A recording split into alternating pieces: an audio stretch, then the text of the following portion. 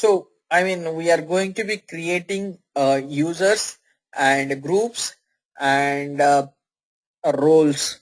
I mean different roles will have that. So we need to be make sure that everything groups and roles. So whatever we are creating usernames and passwords, everything, those things will be saved into default authenticator like embedded LDAP server. We can call as a embedded LDAP server. If you want to see that embedded LDAP server, I mean you have to click on domain and security. So here you will see that embedded LDAP server, the details, and you can unlock the user also like default authenticators. Like if somebody, if some accounts getting locked, so you can unlock that particular users. So we can make it that. So, by default in WebLogic, if you use it that, more than 5 times wrong, more than 5 times it's getting wrong. So, the user can be locked and it's automatically unlocked after 30 minutes. Otherwise, you can unlock immediately if you want to unlock that particular user. So if you want to create usernames and passwords and everything, so you have security themes. So here we have by default theme called myream.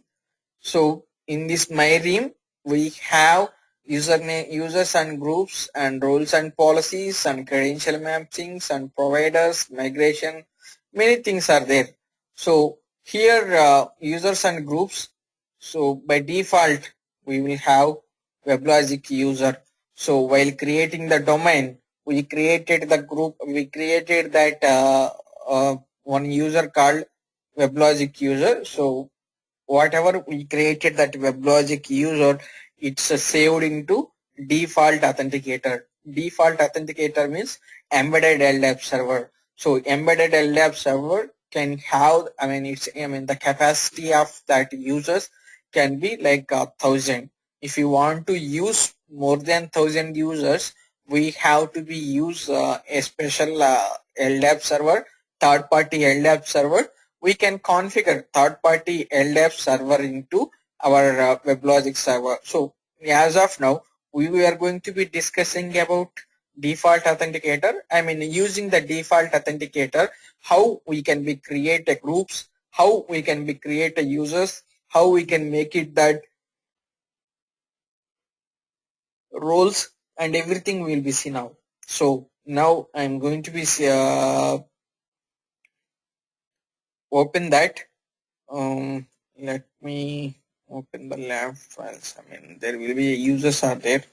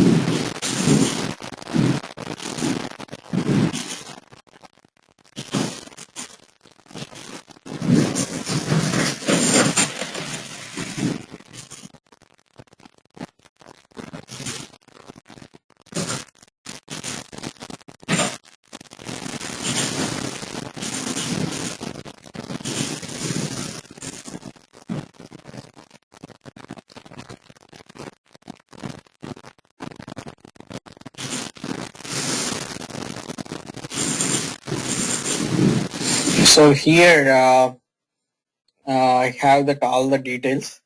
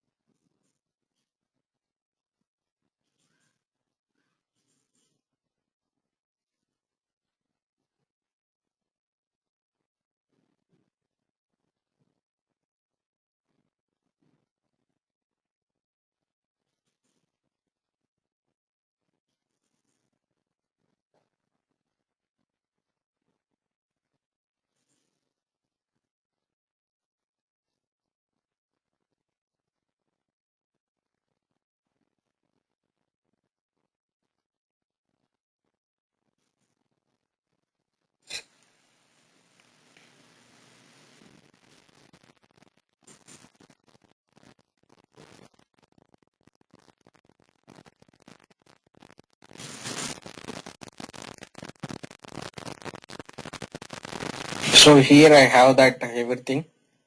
So let me start like we are going to be creating different users like for the users, and then for two groups. Two users will be employees and two users will be employees and managers.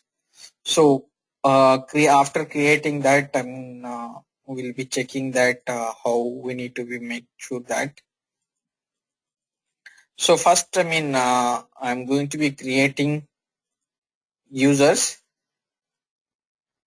Joe, Ted, Mary, Albert.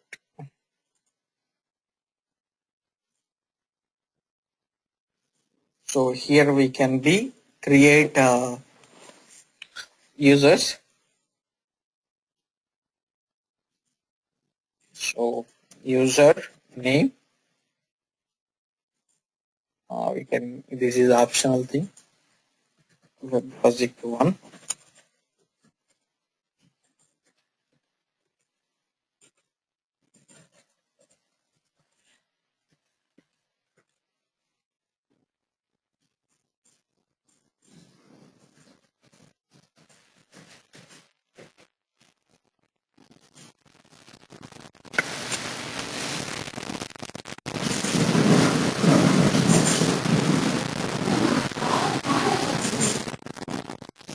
So I'm going to be creating paid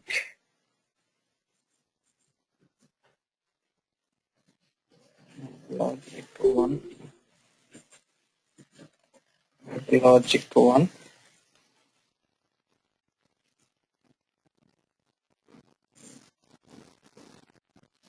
and Albert.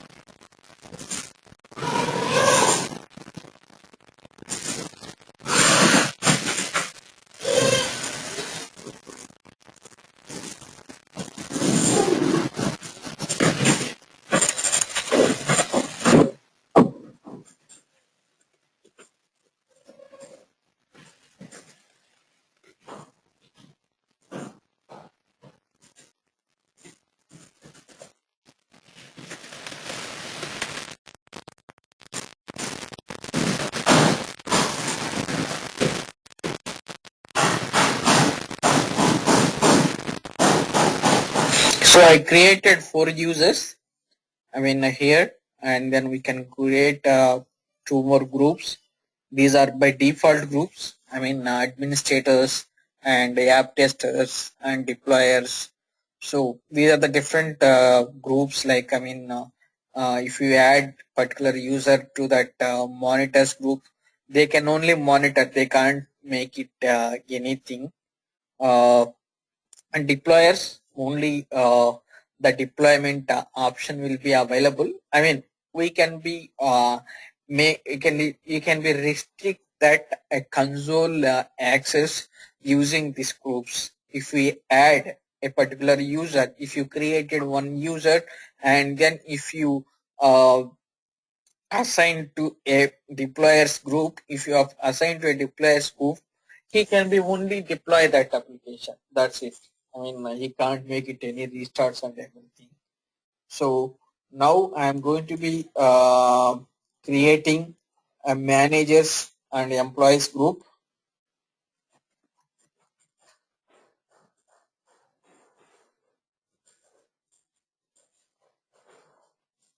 and employees group, employee or employees.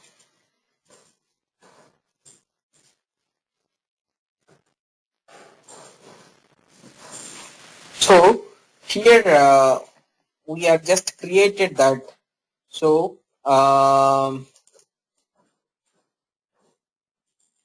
So I created 2 groups, like one is managers and another one is employees. So now I am going to be assigning that membership. I mean, so this is the membership, but I mean, not here.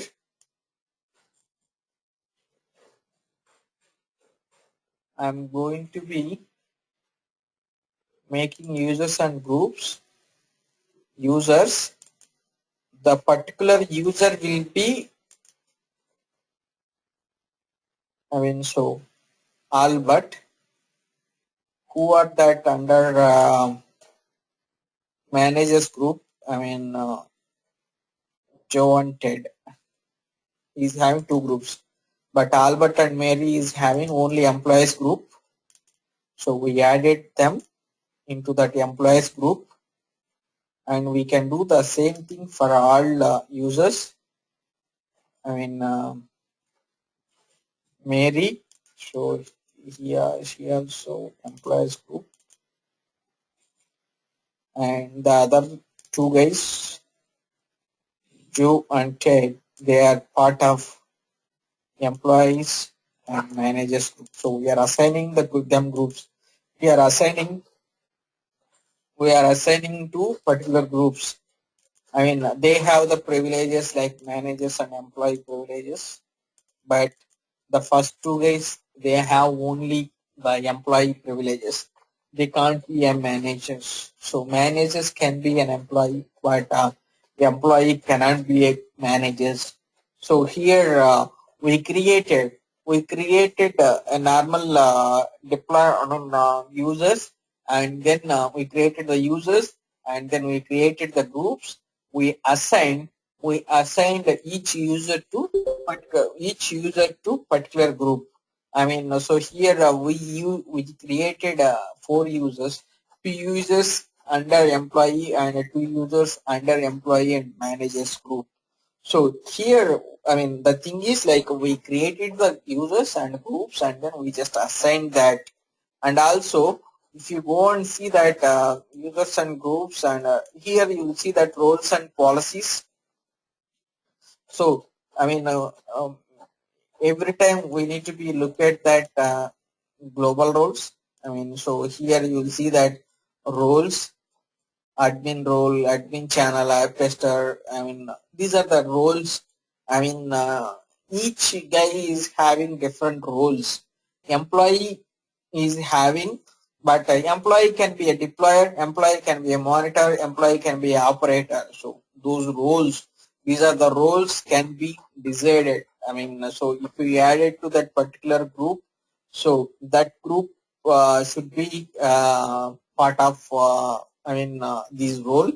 I mean, so if you have that group is having this role, automatically the employees, I mean whoever users, those can be, I mean validate as per that. And now what I am going to be doing,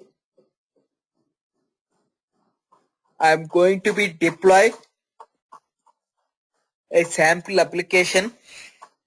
So deployments install.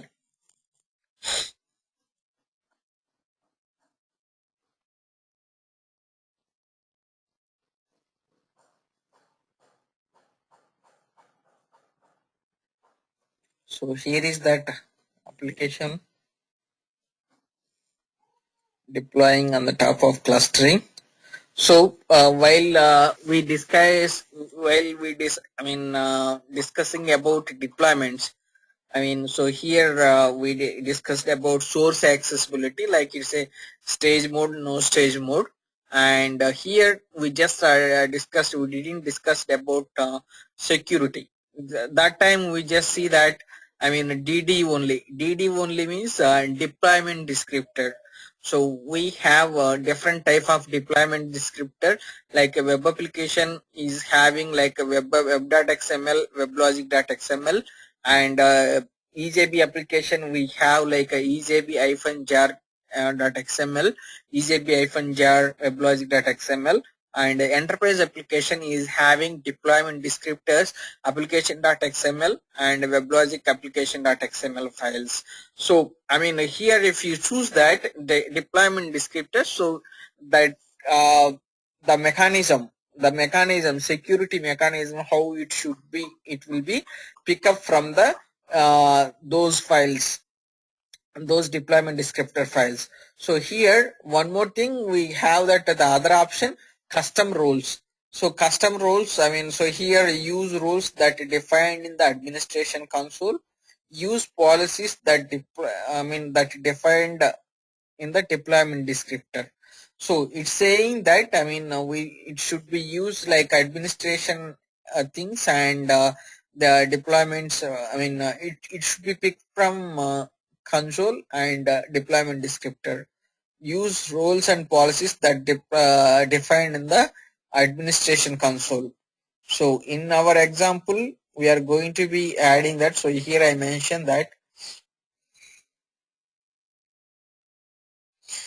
use policies that policies that are defined in the deployment descriptor. So here use so this is that option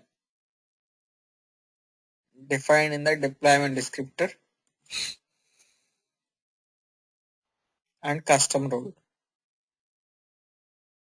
and next, and finish that. So when we selected that, it will be pick up from that particular custom roles. I mean we can create ourselves, and then it will pick up from the weblogic.xml file.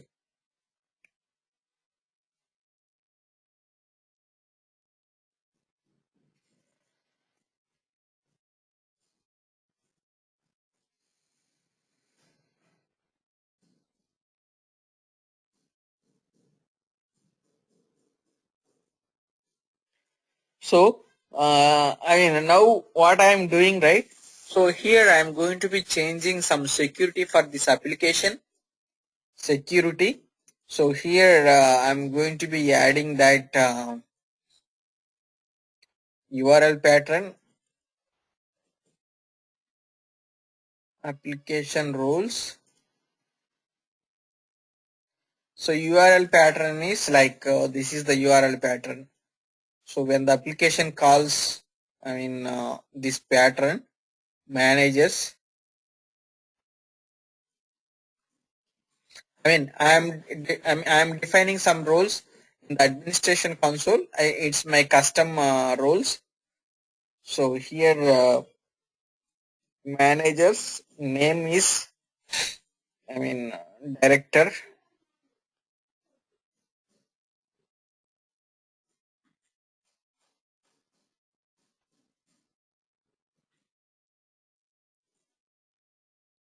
So here, the role, a role, we are adding the roles, custom roles. So here managers can be, so we can add conditions. So here we can add that group, managers group.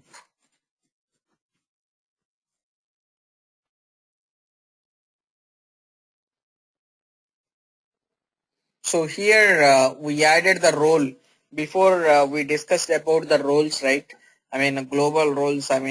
So like that here I'm added that one customized role, director role.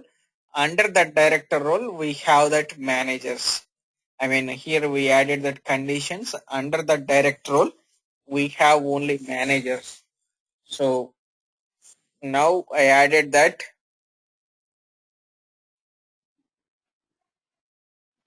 Now I'm going to be testing that application.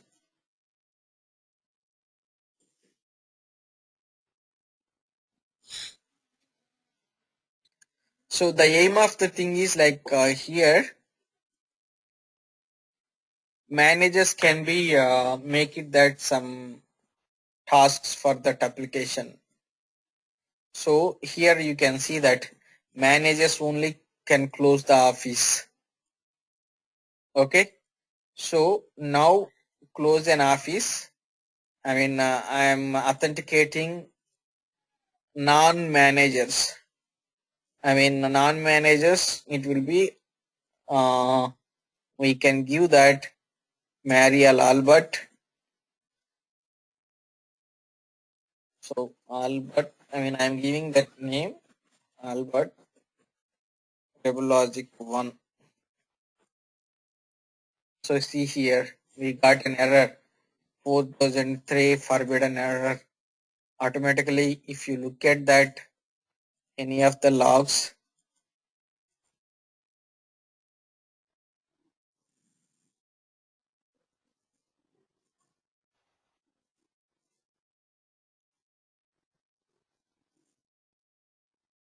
if you look at that, any of the logs, let me go to the logs. User projects, domains, cluster domain, servers, manage server 1, logs, ms1 data.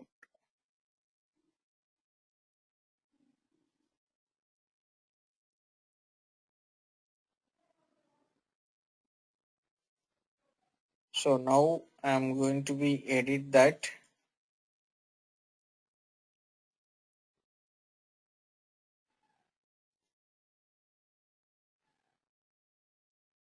No, here it was not there.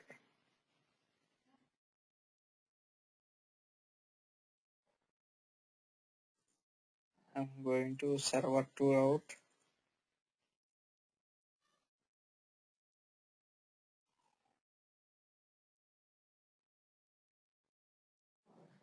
It's not there. It's showing that in the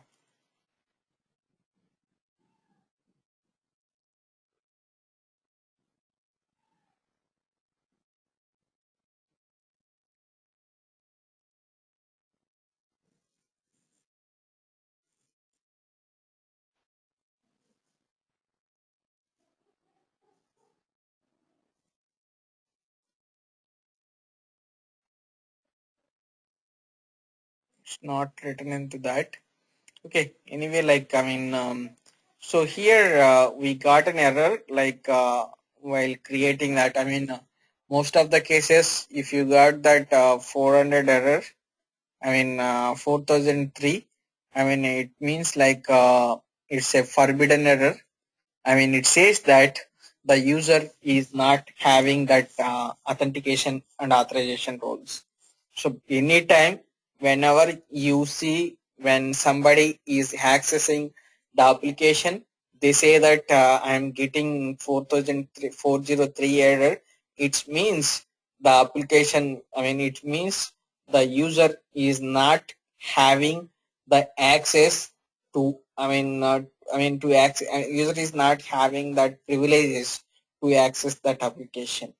So we can cross check with that whether the user is having credential. I mean, the user is having, I mean, authenticated privileges to access that application. If really needs, we can add it. Otherwise, we can drop it up. Like we can't add that. So in the same way, I'm going to be opening this application into IE. I mean,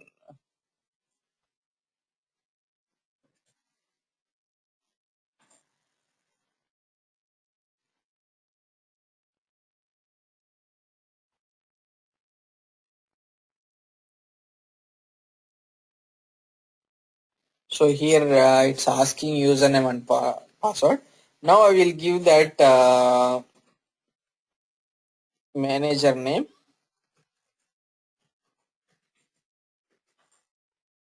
So it's going to that. I mean, it's asking that. So we are going for next page. I mean, whether the user is having the privileges. So it's got that. So whenever user goes that, and then it will be cross checking that here we have that application is have the security things. I mean, only managers can be. So when we open that, so it will be looking into that here managers.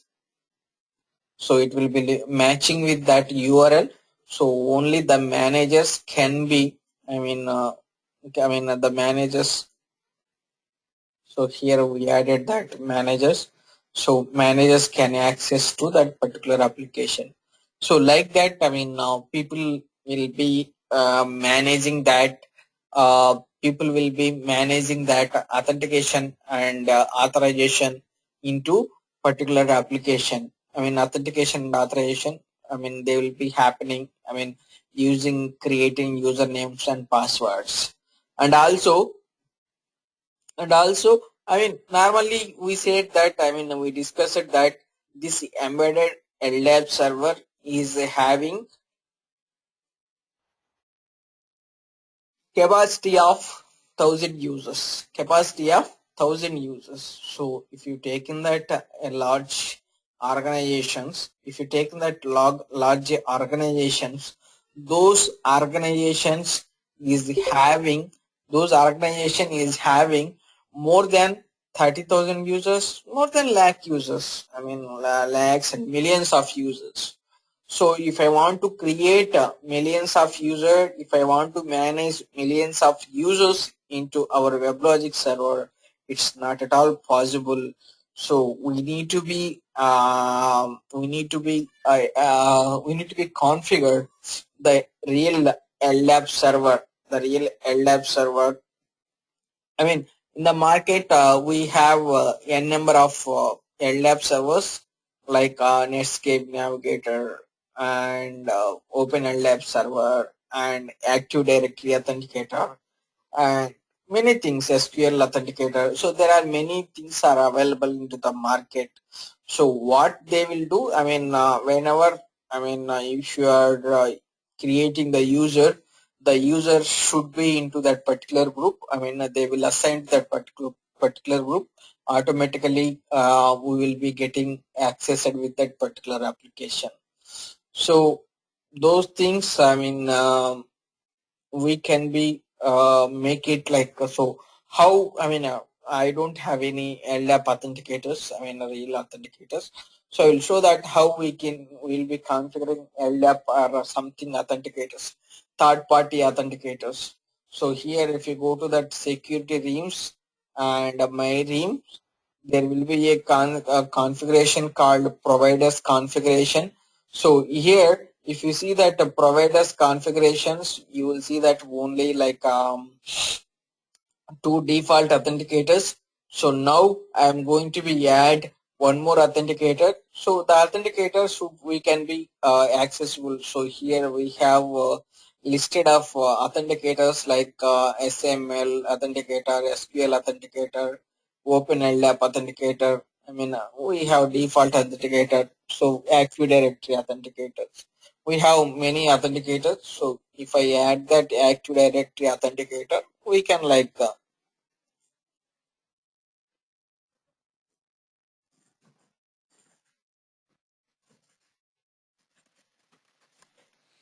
So we just added that AD authenticator. It means like we are going to be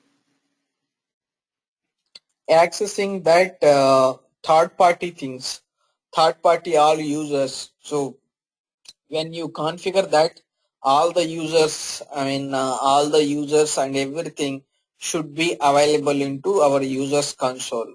It should be accessible.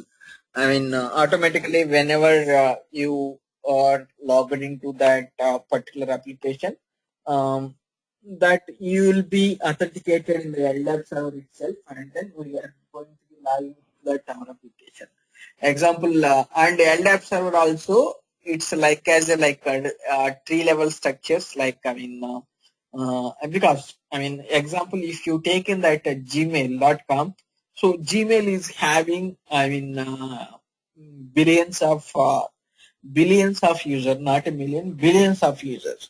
So if I given that my username and password, so my username and password in the database, one record, it's need to be checked into that billions of users.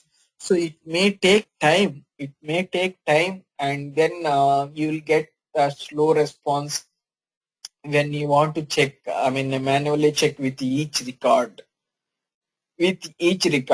so like that, so to make it that easy, to make it that easy, we can create a LDAP server. In the LDAP servers, uh, they will save that username and password in the regional space, like Europe, Asia, and America, and like that they will be divided that in the branches, main Gmail mail, main thing, and they will be divided like APAC and Europe, and from APAC, Asia Pacific, and they will be divided like to different country. So for easy search, here also J&A will be internal, J&A will be work it out, and then it will be the object will be perform that. It will be checked into that particular LDAP server, and then it will be authenticate that username and password. So normally when you create that uh, gmail.com, so where those your credentials are storing, so whenever you are giving that your credentials, it says that it will be authenticating, but when sometimes if you given that wrong name, it will ask us to create a original password, to create that correct password. So to create that, so it will be validating. So if it's not validating, so whatever the password, whatever the username, it should be take. But whenever you are giving that wrong password, automatically it will be throwing an error like this username are invalid or password is invalid. So we have to be confirm that. So where it will be checking. So in the backend there will be a LDAP server. So in the LDAP server, the application will be get that particular user, and then it will confirms. It when it confirms, like automatically will be get that response. Automatically will be get that response from that LDAP server. So like that, here there will be a, if you want authenticators, people will be calling that as a authenticators. So we have different types of authenticators. So the authenticators will be like, the authenticators will be uh, many companies like LDAP server or active authenticator server or mm, Open LDAP server, SQL LDAP server. There are many in the market. So whatever your company is using, you need to be configure that with your LDAP server. We need to be add that with the LDAP server. So normally,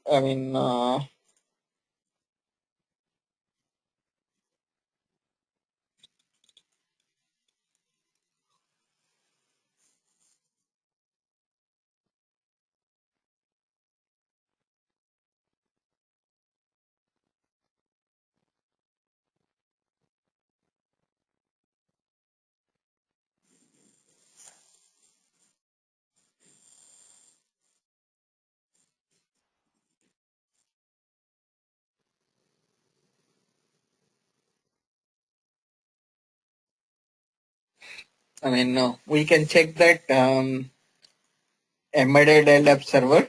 So let me show that.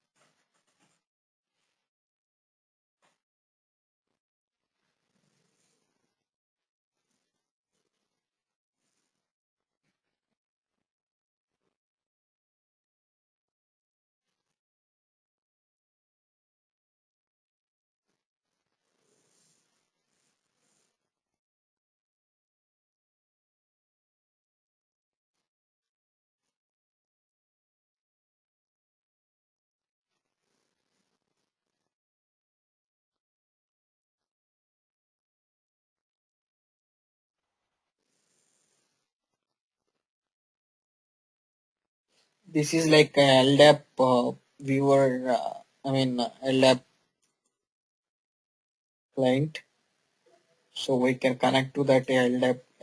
We can connect to that particular LDAP servers. So now we are going to be connecting to our embedded LDAP server.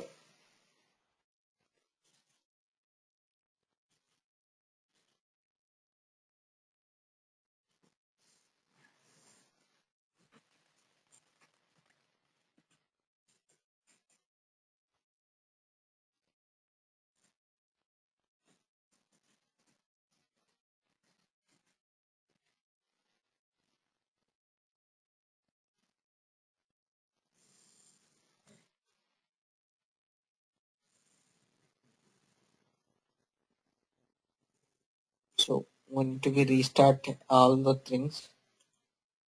So we can start the servers as we changed that LDAP server.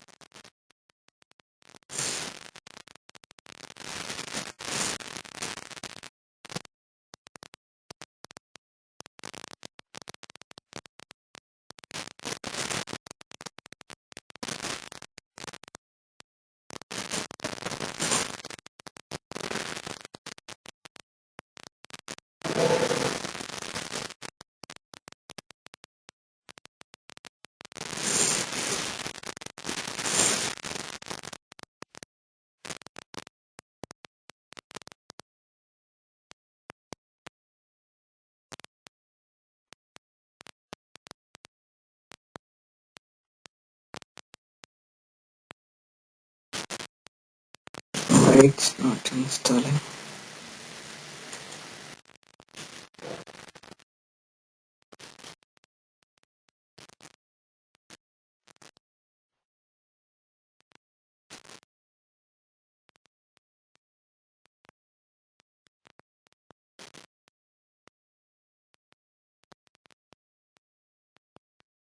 somewhere something.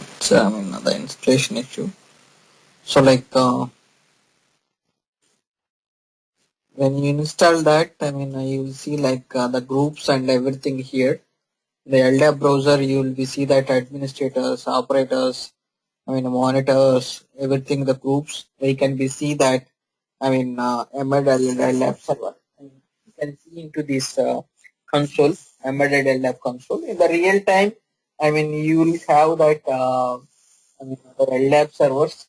So that LDAP servers will be managed by Windows team. Yeah, we will be not managing that, but we will be just connectivity between. We will be give that connection between WebLogic and that particular LDAP servers. So that connectivity will be making that here. I mean, as we discussed that, I mean, now providers, we will have that different providers. So which provider, if they are using, so we need to be configure that provider, and then we need to be provide. We need to give that some information that CN particular username. I mean, there will be a some code URLs codes will be available. So let me show that the what things you need to be give that providers. Under that provider, you are selected that AD authenticator and providers specific. So here the LDAP server name and port number. Here the principal. So each application is having that principal. That principal will be managed by like architects, and then they will be managed that. So as per the principle, the it will be checked that, I mean, the authentication will be happening into the LDAP servers. So as per the principle, it will be pick up that, or otherwise it will be checking that the users and confirms as per the principle. So here we don't, I mean as of now we don't have any principles. So here user based DN WLS members. So here also we have that all those information. So we need to be provide that information.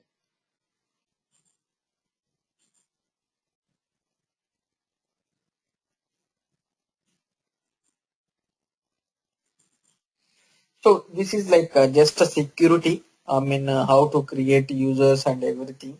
So now what I will do, right? I will send this class. I mean, so you can try with creating users and passwords. Tomorrow